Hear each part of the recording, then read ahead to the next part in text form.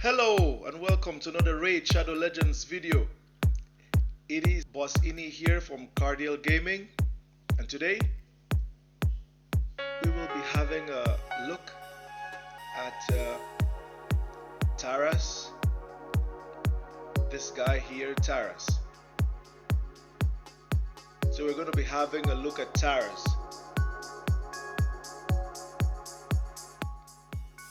He's from the Bannerlords faction, and the reason we would like to look at him is because we would like to change his build. We would like to change his gear for live arena. So I'll just like to showcase this guy before I do that. So he attacks one enemy, has a 40% chance of placing a 50% decrease attack debuff for 2 turns. Each critical hit fills the turn meter, okay, of all allies by 5%. So you're gonna build him full crit. You would like to build him full crit. So he's like one of the top 3 nukers in the game. He could be unplayable sometimes. Like, he's really good. So his A2 attacks one enemy. This A2 hits very hard. Like, it hits really hard. It really smacks.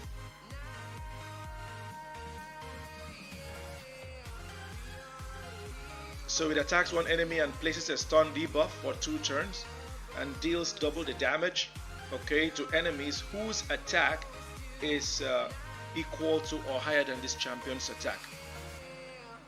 So whenever you hit Mariska, it's very annoying because you'll get surprised.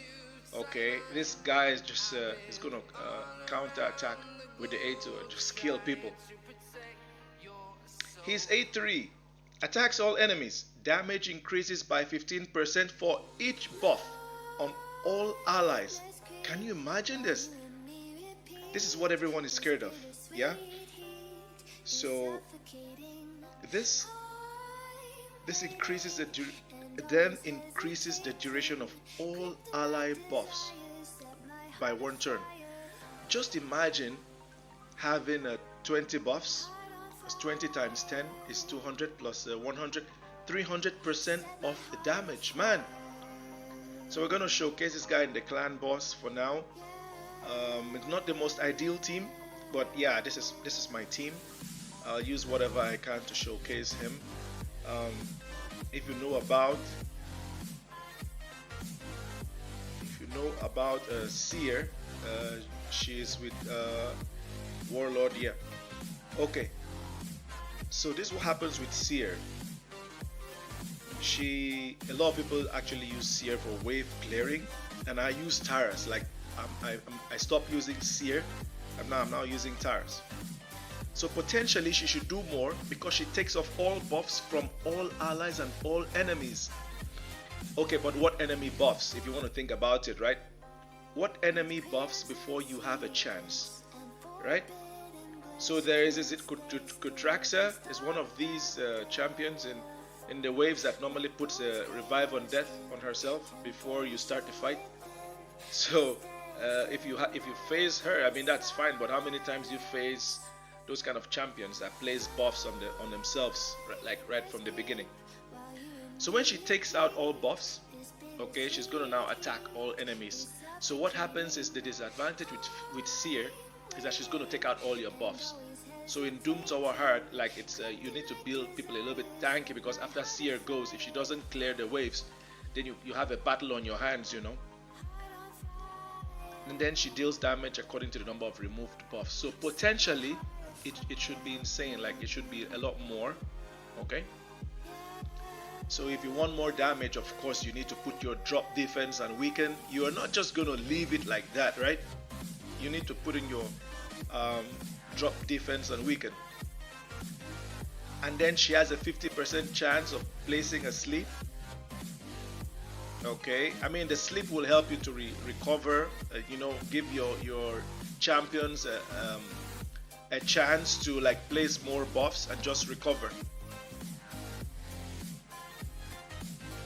It's Seer is very good. The sleep is good. If you build her with accuracy, she just sleeps them and, you know, makes them wake. Then just look at TARAS. He's doing the same thing. TARAS is literally doing the same thing. So his damage increases by 15%. You still need drop defense and weaken for him, okay? Because if you do not, then it doesn't stop this from happening. Of course, his damage is going to increase by 15%, but do you want him to actually nuke the waves? You need to give him a champion, okay, that does drop defense and weaken, okay? And then after that, heals his champion by 5% for every buff that had their duration increased. Oh my god, this is excellent. This is an excellent skill.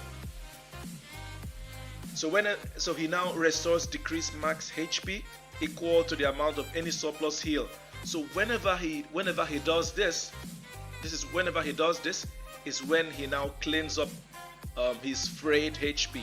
Okay, so he has frayed HP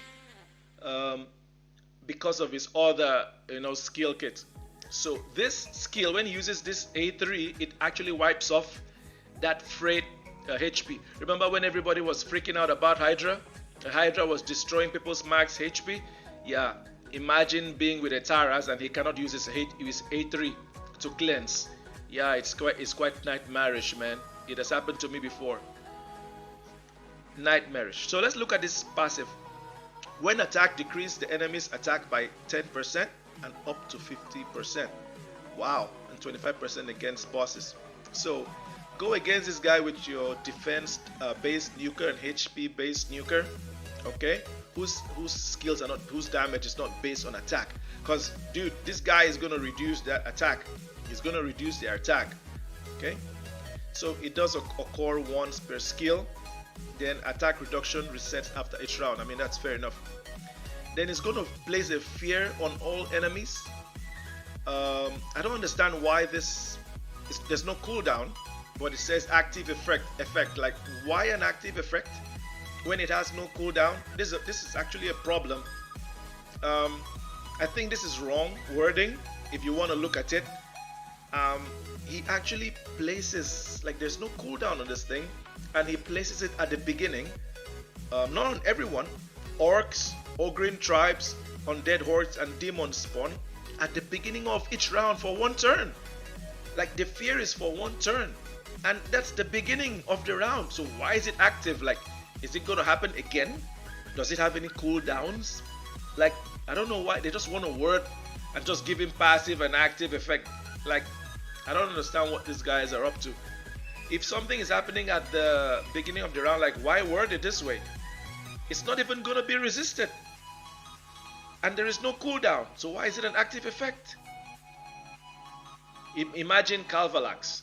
Just imagine Calvalax at the beginning of the round. Calvalax puts poisons, and then you say cooldown. Like, he puts the poisons already at the beginning of the round. Are we going to have another round within the round? Like, why is there a cooldown? Get what I mean? Let's go to the second passive. All incoming damage from skills is reduced by 50%. All incoming damage from skills. Wow. Think about that for a second. Anyone attacking this guy, all the damage is reduced by 50%. Wow. So unless 200% of your damage is gonna kill TARAS, you're not gonna kill him, because it's gonna just slash that thing by half. It's gonna reduce it completely. Okay. So when he reduces it by 50%, then that means your 100% would have killed him. So if 200% of your damage cannot kill him, it's gonna be pointless. So he decreases the enemy's attack by 10%. Okay. So when he's attacked, this champion's max HP will be decreased by 25% of the attack's initial damage. Wow. So his max HP is gonna be decreased. Just think about that. Before the damage reduction and this damage reduction, okay? This damage reduction, all incoming damage, okay? So his max HP is gonna be reduced before this happens. So just think about it. It makes him a little bit less OP. Just imagine if this wasn't there. He would have been super OP if all this happened after this. It happens before, and so that helps to limit, okay, helps to limit whatever damage is coming in, but then again it just makes him a little less OP. Like if this happened after the damage reduction, he would have been really OP. I'm telling you. So that's the TARAS. He has an increased crit rate in all battles by 24. You could use him as a lead. He's actually fantastic. If you want to use him as a lead, like in Clan Boss or something like that, but I'm not doing that. Having said that, let me just show you one thing with his partner Mariska, whom they got introduced with into the game. So let's look at her A2. Fully restores any allies decrease max HP. Okay, this is an active skill. This is our A2. Okay, fully restores any allies decrease max HP. So whenever she uses this skill on a 3-turn cooldown, it is gonna fully restore any allies decrease max HP. Then she's gonna heal all allies by 40% of this champion's max HP. Oh my goodness. So she's gonna restore his decreased max HP. She's gonna restore TARAS. So she's ridiculous because of this skill. Then she places a shield, okay, just like Mithrala does, and a protected strengthen, okay, just like Mithrala does, okay. Mithrala gives you shield and strengthen on the same skill, okay. And then you now need like a healing champion, like in the Hydra, maybe to balance things off, or maybe even in your arena, or maybe even in PvE. So guess what? So she puts a shield, okay, and then she puts a protected strengthen. Mithrala does this, but guess what she does? After she does this, okay, the value of the shield is 20%. Wow, can you imagine that? But she heals everyone by 40%. What the heck? Oh my goodness. That's like using CARDIEL and maybe Mithrala together, like CARDIEL type healing together with Mithrala.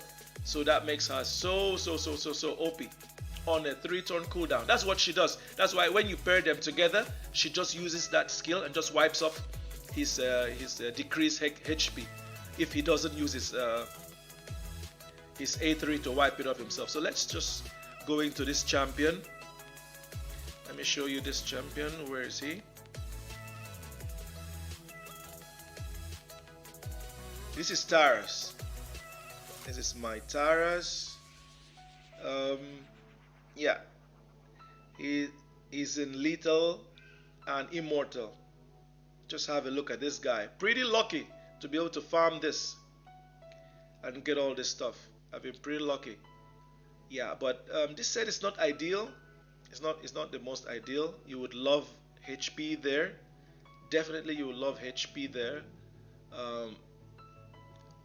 But guess what? It's just a rare piece. A rare piece that went on double speed, has some crit rate. HP would have been perfect. But he's gone into 300. He has gone into 300 territory with 302 crit damage and almost 99k HP and 2.7k defense. So his skills are based on HP. So if you could get him into 120k territory, I mean, he will slap and survive. So maybe I could reduce this a little bit, I could reduce the crit damage a little bit and just push the HP, but I mean, come on, what can I do? I just could not get HP on this thing. I couldn't get extra HP on the awakening. Oh my goodness. And I can't farm this anymore. This is the best I got. Like if you do this, like if you ascend if you ascend these things at the same time, like you don't like ascend this, you know, and then you like ascend. It's not very easy. You cannot always get the HP. Do you understand? You cannot always get the hit. Like after getting HP percent, go to the next equipment, go to the next accessory, you know, and then you get HP percent again. I mean, what are the odds? So this is good for a HP based damage dealer. Okay, so I just buffed it up with some immortal gear, just so that if he goes alone in like PvP, he could be healing himself and getting a chance to survive. It's more likely, yeah, an arena thing, because like in PvE, come on, he's not going to be alone. It's impossible that he'll be left alone in PvE. A ton of super champs that will go on with him. There's no need for accuracy here, as you can see. Not the best, but I mean, this is what we have. There's no need for ascending all these and hoping for HP. I don't want to ascend all that. So what he has is, it's okay. There's probably better gear. But not with crit rate and crit damage. Not with crit rate and crit damage. But let's just have a look and see. With some 6-star gear. Let's try this with 6-star gear and see what's going on here. So Michinaki is going on with this, but this would have been ideal actually. If you look at it, that would have been okay, not so bad. Okay, Supreme Kael has one, and HP and defense. Not much here. That would have been good. That would have been preferred. But this is double crit damage, HP and defense. This would have been okay. But let's look at this. Let's take out this. Let's look at it side by side. So let's see. So crit damage is 17%, and this is higher. This is much better. So I mean, that's okay. And then finally this. So again, yeah, the same thing, but this difference is that this has speed. This is clearly the best gear. Yeah, that's quite okay. Like maybe you could argue that you could reduce some crit rate and crit damage, which is what I was saying, for that extra HP percent. You saw the difference, right? Then we have a refresh ring here. We don't have this. This would have been ideal, but yeah, we don't have it. Not even this one. Not even this. So this has to be HP. A little bit of extra HP. I mean, that's fine. So that's my TARAS build for my account, which is just about 7.8 mil player power. So I'm actually lucky with that build. There's live arena currently going on. I'm not going to take part. I'm not going to do it now this session. I just want to showcase TARAS in the Clan Boss. Okay, we're going to do Nightmare. This is my brutal run. The same team. Okay, same team. So I should have shown the team so you have an idea of how they are able to do this much damage. But I guess at the end we're gonna see all of them, and then we have an idea of what is going on, their levels, and everything, what could have been better and so on. So this is on Force Affinity, so this is very good for Helicath, because it's positive affinity for Helicath. And so now it's quite neutral affinity for everyone back. It's green, it's spirit. So neutral affinity, and the same thing happened here. It's neutral affinity for brutal and ultra nightmare. So there's really no advantage there. So let's see if they can one key ultra nightmare. So tomorrow I'm gonna do another one for Hydra. There's gonna be like 3 days left. Awesome, fantastic, treat, fantastic. His team is fantastic, excellent team. Mitch Naki, Royal Guard is Husk. Kudos, man, bravo, great job, Trick. Wow, Notorious Crab, fantastic run with Cupidus and Venus. Everyone chipping in, fantastic job, Notorious. I guess everyone is going to start chipping in after this, but those are the early birds. Okay, so let's jump right in. This is the same team. Okay, let's see this team. That is my old Clan Boss team, the Batman Forever. That's the Batman Forever team with Jintoro as the lead. Helicath,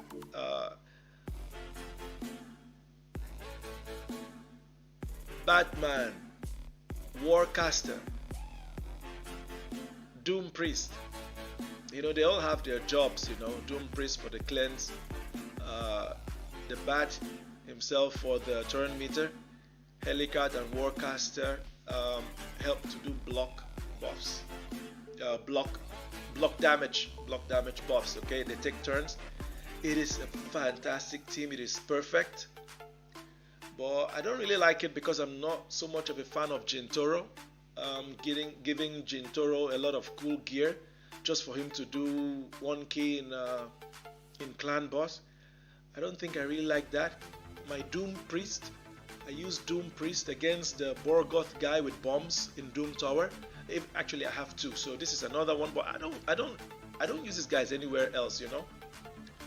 So I got bored and I said, why can't I just try something else? That's my Sand Devil team, that's my Fire Knight team, and that's the new Clan Boss. That's the new Clan Boss. Okay, so I got Supreme Kael. I love Supreme Kael, man. I love him a lot. I love Supreme Kael so much. As you can see, my avatar is Supreme Kael. Then I'm CARDIEL Gaming. Come on, why would I put CARDIEL in there? I love CARDIEL so much. CARDIEL is going 286 speed. He's just built tanky for the occasional 3v3 team. I use him with Gala long braids, so they just ally attack and surprise and get some kills early on before they can recover. So the reason, but that's not the reason for this speed though. The reason this speed is because Clan Boss is running at 190 speeds. So I'm trying to see how this guy can run at one and a half times the speed of the Clan Boss, right? And so I'm trying to see how he could come back and meet his angel song. Okay, so this heavenly host is on a 4-turn. I thought this was on a 3-turn cooldown. Wow, so I actually thought both of his skills are on 3 turns. Wow, that is shocking. So anyways, he's gonna meet Angel Song. Okay, so I need him to come back, like you need him to come back and meet his block debuffs. Okay, so if he runs 1.5 times the speed of the Clan Boss, which is like 190 times 2 will be 380. So 1.5 should be 275. 280. I don't know, but I just need him to go quick enough to meet that, so that it doesn't fall off. That's literally it. Okay, so Supreme Kael could be faster, but the gear I have, I just wanted to meet these stats. I wanted to meet 60k and 3k stats. You know, I like sometimes I like it being so even, and so the speed just fell on 230. I would have loved him to be at 250 because of all these new crazy Doom Tower bosses. So I like what he does here. He brings one buff for TARAS. Yeah. This is all about buffing TARAS. Okay. So you're never gonna see this team anywhere, right? It's just for me. Okay. I don't think anyone else is using this exact same team in this game. So those are 2 buffs. Okay, and a further 2 on everyone. So CARDIEL is fantastic for if it's a fantastic partner for TARAS. So I don't like this decreased resistance. There's nothing. It just takes the spot of 1 poison, but it does bring 1 buff, which KRISK is going to extend and which TARAS is going to extend as well. And then he does his poisons. He puts on weaken. Okay, the weaken helps with the poisons. Okay, to do some more damage. It cannot be resisted. Okay, he's just there to do that. It's not really built, okay, as a damage dealer per se, but he's like in a kind of hybrid build. When I show you his whole kit, you'll understand. He does so much. Then we have TARAS. You've seen TARAS already, right? You've already seen him. Nothing special there. Full lethal gear, and we're prioritizing his Aethery. Okay, we're prioritizing this the slam because we want to use it as often as possible. The A2 actually hits hard. The A2 hits really hard, but it's on 3 turns, and occasionally it's like half of the damage. So you could do the calculation, like, do you want half of the damage occasionally every 3 turns, or do you want like you know, on a 4-turn more. But look at this. So KRISK puts this increased speed on everyone. So this actually helps, okay, with CARDIEL. But then it doesn't really make us consistent, because maybe it could throw us off and CARDIEL gets too fast. But I think, as you will see, I think it's just probably just good enough.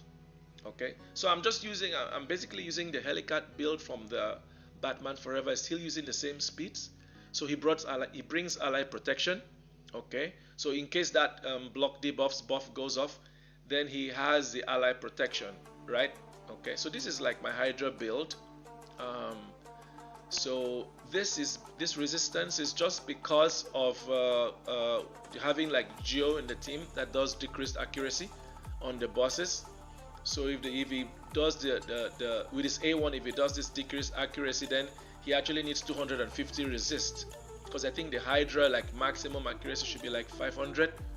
Okay, but if Geo doesn't put it, then oh come on, it's gonna steal the buffs. It's gonna steal all my buffs clearly. Yeah, it's gonna get his buff stolen. So he just needs that speed, okay, to provoke up on the Hydra. So the Hydra, I think Nightmare is running at 250. So if he keeps on coming back to meet that buff, I mean, that's fair enough. Pair him with one husk, and then it's like a supplementary provoke. So this decreased speed is not going to work on the clan boss. So this is like more buffs, okay, ally protection on everyone, and then 2 continuous heals on himself.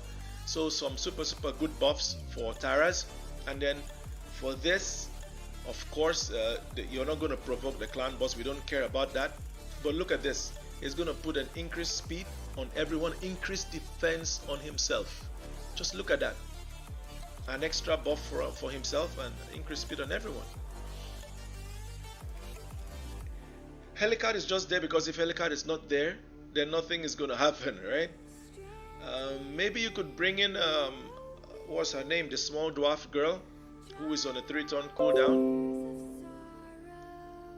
But this cannot be extended on KRISK will not extend the block damage buff. Don't forget that TARAS also does the same thing. TARAS increases the duration of all ally buffs, okay? But I'm not Deadwood Jedi, you know. I cannot really tune this thing. I think I just stumbled on this thing kind of because I was just looking for who to bring, okay? And I just brought KRISK, and I forgot all about ally protection, and there KRISK was, you know. It was just like I was using him actually before. I was using Jintoro in that spot, okay?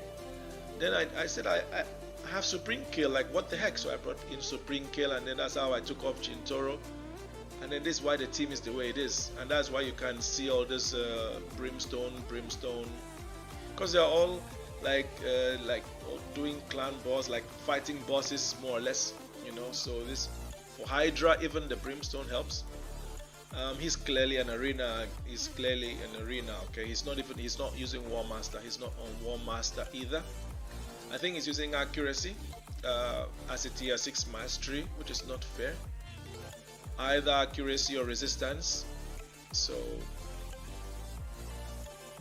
I still need to get like 360 more accuracy. So if we take out the 50 accuracy, then he's not going to meet up for Nightmare Hydra, and so that's why the build is the way that build is. Okay.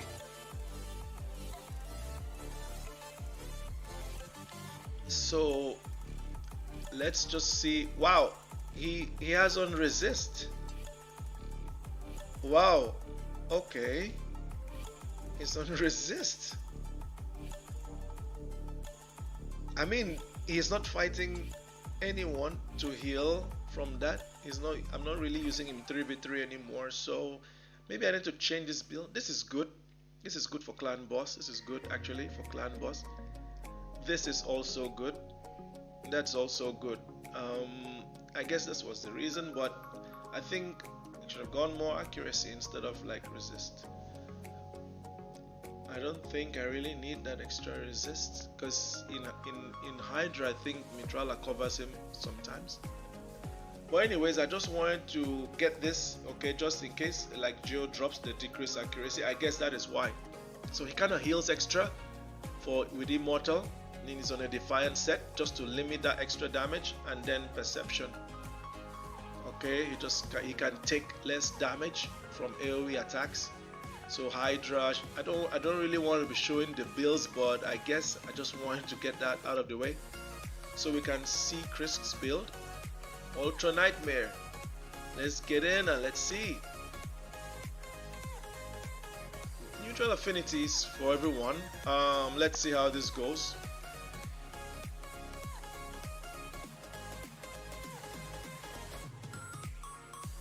Okay, so we have to start with the A3 and puts up some kind of buff. Yeah, and okay, so he does 626k, but we don't more buffs. We just had more buffs right now. So if he went now with this set of buffs, you're gonna see that the damage is gonna be a lot more. You're gonna see a lot more damage. But then again, it's on the 4-turn cooldown, so it's gonna take a while. Look at that. That's the A2, 413,000 damage. Okay. There is drop defense and weaken. Yeah, there is drop defense and weaken. So I'm thinking that sometimes he hits a little bit harder on his A2. Okay, sometimes. So I don't know if it actually scales on the amount of buffs as well, that A2. I really don't know. It's not very clear. Just imagine what I'm depending on. I'm depending on the clan boss hitting KRISK to get the drop to get the drop defense, because I don't think anyone is really bringing the drop defense. But HELICATH, yeah, that was 1 mil damage, almost 1.1. Did you see that? So all these buffs just add up to that damage, and sometimes they fall off. Okay. So again, let me just try and explain what is going on. I'm literally, yeah, see that he did 531 now. So he just kind of does like I don't know, it's like kind of half of what the A3 does. So I don't know, maybe it's because he has a lot more buffs, like something there. I don't know, you know, but there's something there actually. I wish someone could tell us, because I don't know like full detail of what is going on there. Because you know, like how they, maybe it's just a tier 6 mastery. Maybe it's just a tier 6 mastery, because this thing is not consistent sometimes. You know, the arena tier 6 mastery, it's not often not consistent, you know. Yeah, that's 891,000 damage. Yeah. So we're just relying on, yeah, he just increased the duration of all buffs. Isn't that interesting? So if someone shows this video to Deadwood, I guess they might be able to get us something for TARAS, like, you know, which might work. It's just gonna take a lot of time for me to just sit down and try to get all the speeds. I mean, that would be ridiculous. That would literally be ridiculous. So if you don't have TARAS, like you could use Jintoro in place of TARAS. You could use I guess you could use Ninja in place of TARAS. You could use a Torvald in place of TARAS. I don't know if any other poison champ would fit in there, because this Dark Supreme Kael already brings a ton of poisons, you know.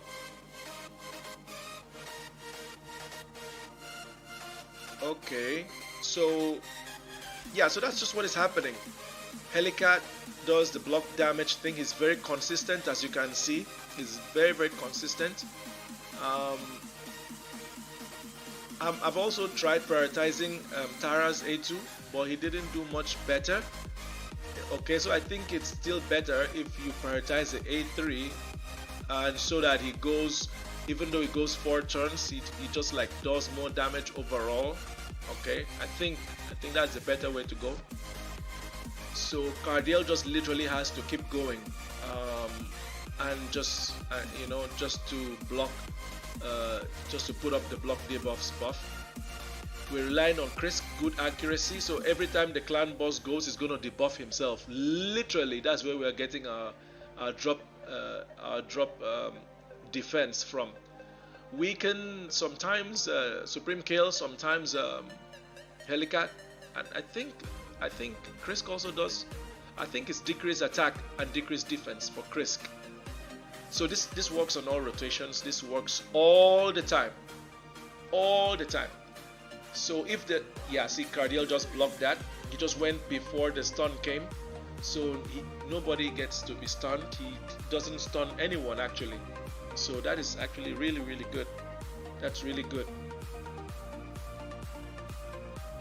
So I'm just gonna let you guys enjoy. I'm just gonna let you guys listen to this one and just watch it and enjoy it. And then I'm just gonna come at the end of the run. Okay. So these are not like the best builds. Like someone could literally put in this guy that does builds so that people don't do them. I think he could also do something with this. Like I know his player power is super high. I guess he can build CARDIEL to do a lot of damage. He could even build KRISK to do a lot of damage, and then these guys could go into like 120, 130 mil territory in alternate clan boss. Like that could literally happen. Trust me, he can build it. Some of these guys could build it, but I can't. I'm literally using TARAS as my main damage dealer in arena, right? I'm using KRISK in Nightmare, Hydra like week in, week out. I'm using Helicath in the Clan Boss daily. CARDIEL is my 3v3 build. And I don't know what I'm doing with Supreme Kael aside the fact that I love him. I've not yet brought him into Hydra. I see possibilities there. And I've not even brought him into arena. Of course, people don't consider him an arena champion. I've not tried using him in arena. And also, where else would I use that? Yeah, against the bosses in the dungeons. I guess that's where I literally saw a lot of use for him. Maybe against the dragon, against the ice golem, you know, that kind of thing. But of course, if you want to go ice golem, you don't go war master. So he has war master. So you don't go war master if you want to. But he can do it. He can do it. He goes into an ice golem team. Occasionally they get wiped because of the war master. So he's not ideal for ice golem for me right now, but he could literally go into your ice golem team, assuming you don't give him war master. He just does the damage on the ads. Okay, so just look at that. 9 buffs everywhere. It's literally crazy. They're having like a cool amount of buffs. So if he slams when everyone is not fully buffed up, that is the difference. That is literally the difference. Okay, so the damage is going really quickly. They're already at 39 mil damage in 7 minutes. So this is good. It's really, really good. Enjoy the rest of it, and I'll come back at the end.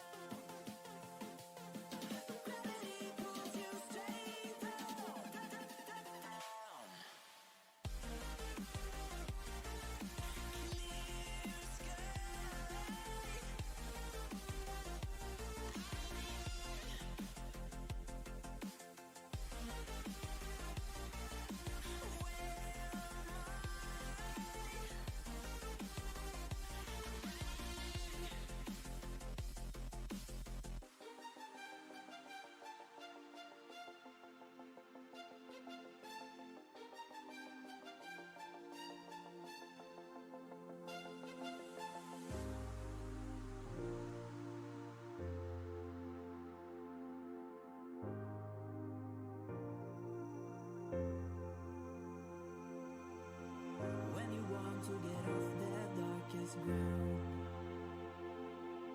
but gravity pulls you straight down. Earth from a bird's eye view. You should grow feathers and see this too. When you want to get off the darkest ground, but gravity pulls you straight down.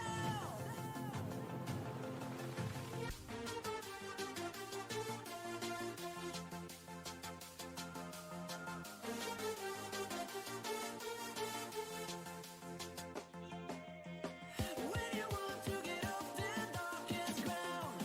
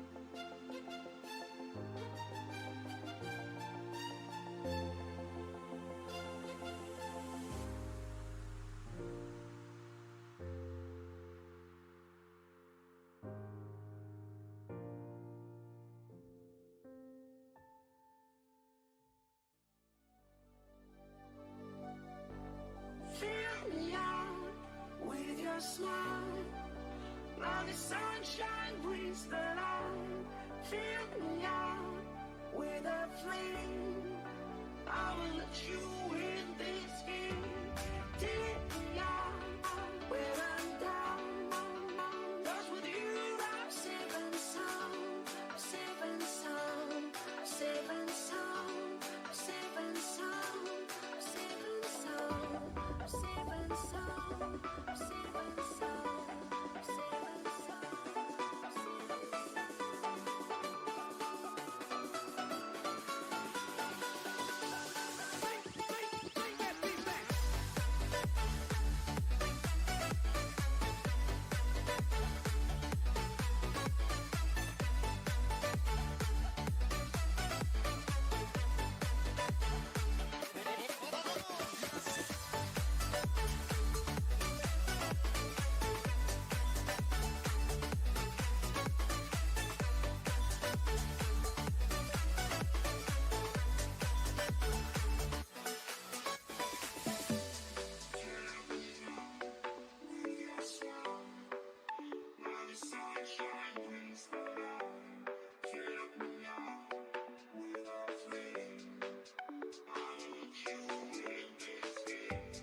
Take me out when I'm down.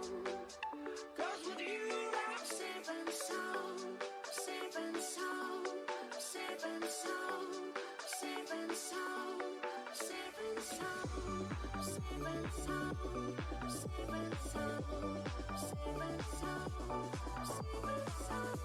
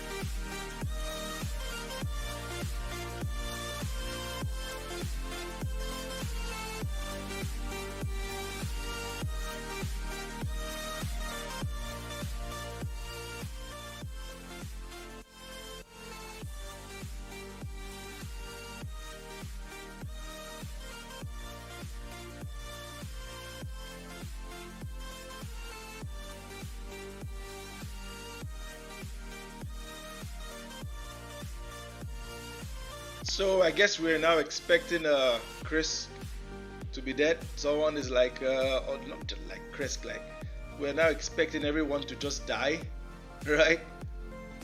Dark Kael should go first because he has no. Ooh, CARDIEL is gone. Wow, right on the right on number 51. Ooh, wow. What? But why? Why didn't Dark Kael go?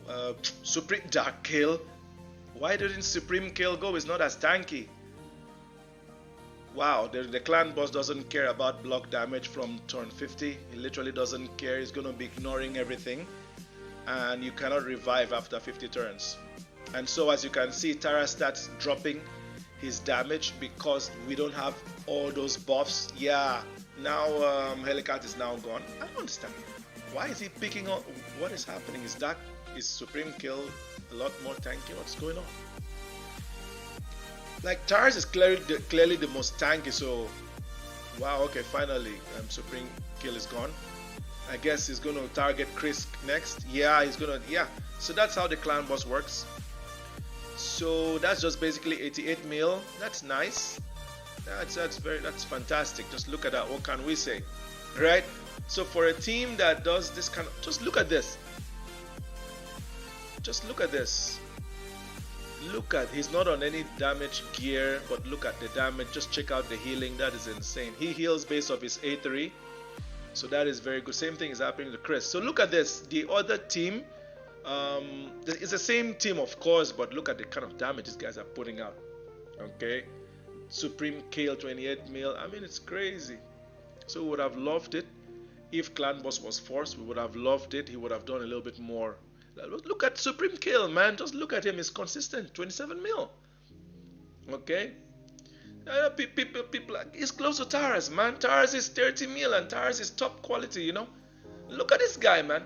Everyone is like, yeah, this guy is not good. It's not good. Dude, maybe he doesn't do arena, but this guy, don't underestimate Supreme Kael, man. He's literally not built for damage. If you put on damage gear for this guy, he's going to exceed TARAS. He's going to exceed this. So let's just see what is. Let's see the gear. Let's see what's going on. So I think we already showed KRISK.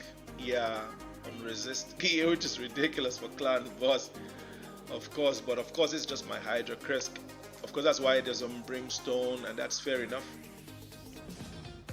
Okay, so we're not like building a team that's just gonna be a ton of damage, you know. It's just like 70 mil is quite enough. Okay, so this is good enough, but he's not built for damage. It's just the War Master is what I could do for him. Actually, to be fair, I did put him in damage gear earlier, and then I swapped it out when KRISK came in, and then they were comfortably doing 70 mil. So I swapped it back. It was actually on a full 6-piece protection set. But just look at that. It should be like 70 at least. So he's clearly not built for damage. You can do damage with CARDIEL, to be honest. He's good. Give him attack. He needs more attack. Okay. This skill is based on attack. Okay, so I think that he does very good damage, CARDIEL, to be honest. I think his A1 is at least 4.0, maybe 4.5 multiplier. He does good damage if you could gear him. I don't think I have enough gear to just spare in a CARDIEL. You know, it's like wasting gear on CARDIEL. My clanmates were like, no, don't put all this crazy gear. So if this comes up, he's gonna use it. Okay. If you build him to do damage, from what we just saw, he could have been doing similar to what similar to what Supreme Kael is doing. Okay, and at least Helicath. So imagine adding like 12 more mil damage to that. Okay, but then again, you need like 70 mil for Ultra Nightmare, and so that's fair enough. So we've seen him already. So we've seen all these guys already. Yeah, okay, so Helicath now. So just look at this for Helicath. Look at this. Only on the Swift Parry, man. It doesn't make any sense, yeah? After turn 50, it doesn't make any sense anymore because the Clan Boss is just going to ignore the unkillable. So look at this. And, you know, there's no defense bonus on Swift Parry. It's just crit damage and speed. Come on, no extra defense bonus for him. And let's look at his kit again. He uses this A1 to counter attack when you hit him, when you hit any allies on block damage. Okay, plays the block damage on all allies for 2 turns. And then whenever the block damage on an ally is removed, stolen, or expires, he places a 60% decreased defense on that increased defense on that ally. Okay, so increases the defense, counter attacks with the default skill. Yeah, so that is it. Okay, and then this A2 is very good. It places a shield on all allies. This A2 is very, very good, and the value of the shield is proportional to this champion's defense. Yeah, so I was lucky that I didn't get this skill on a 3-turn cooldown, because then it wouldn't be consistent. But right now, yeah, so some people couldn't get it. So some people got their A2 booked up first, and there's nothing that they could do, so they just had to go on with it. But I was actually lucky that the A3 book filled up first before the A2, so I could actually like go one by one. Okay, so then I'm able to recycle my skills pretty well. I'm literally able to recycle my skills the way it should be on every 4 turns, considering that the A2 is not so important. So if you stack, the value of the shield is proportional to this champion's defense. So if you stack the defense, it's going to give you quite a big shield.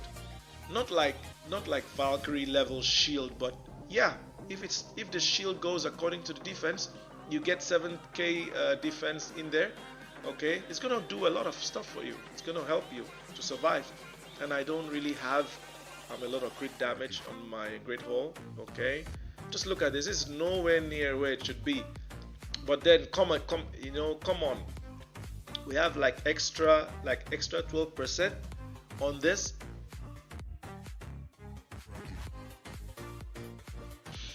So just look at this. He is only at 10%.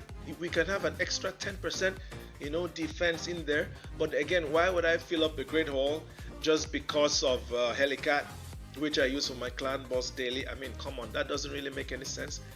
I have a lot of Void champions, maybe Force, which I use for my arena defense and so on, and the rest are just literally Hydra champions. So so this helps with the 5000 HP. This is actually a fantastic blessing for him, because it helps make him survivable, and it helps to add to his damage in the clan boss. So this is very good.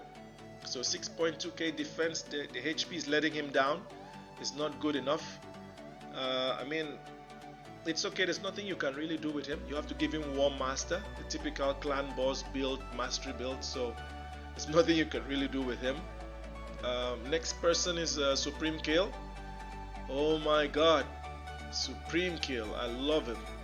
So that's a typical clan boss build, or typical boss build, with War Master. So his the weaken is not consistent, but I mean, it's fair enough. He's going to be placing it more often than not. Okay, he puts a lot of poisons actually, and nothing can be resisted.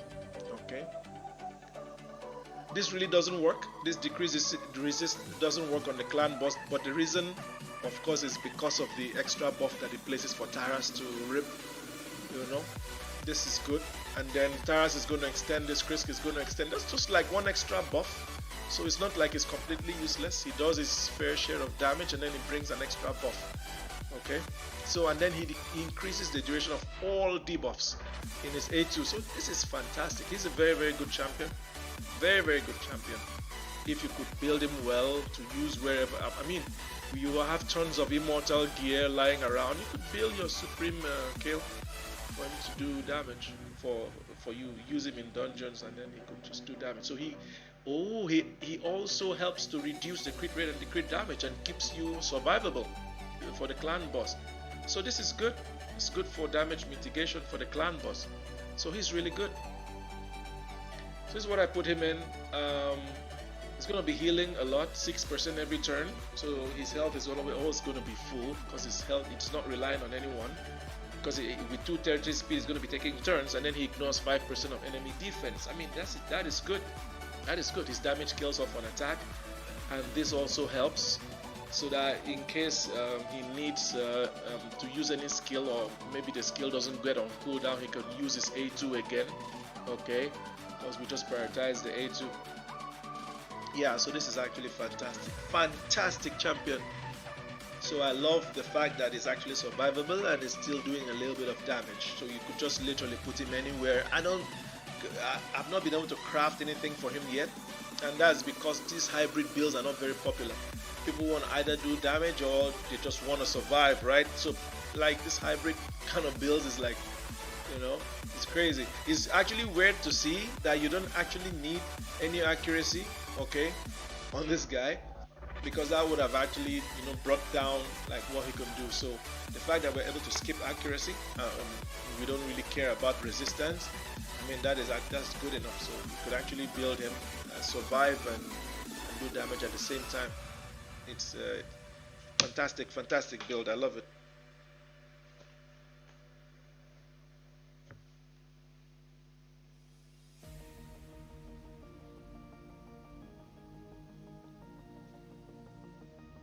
Okay, so that's it for this, guys. We're looking at TARAS now. 160 speed. Of course, we have already seen this, guys. So I guess I'm gonna end this here now. That is your TARAS showcase. I think that's the part 2. The part 1, I'm still editing it. We went into the Doom Tower just to begin the showcase. But so far, this guy is literally fantastic. This guy is legit. TARAS, fantastic champion. Constant pressure. Everyone is scared of this thing. But I love him. I love him because of this. Use TARAS if you have him. Use him elsewhere. His build is good. He can survive. He's a great champion.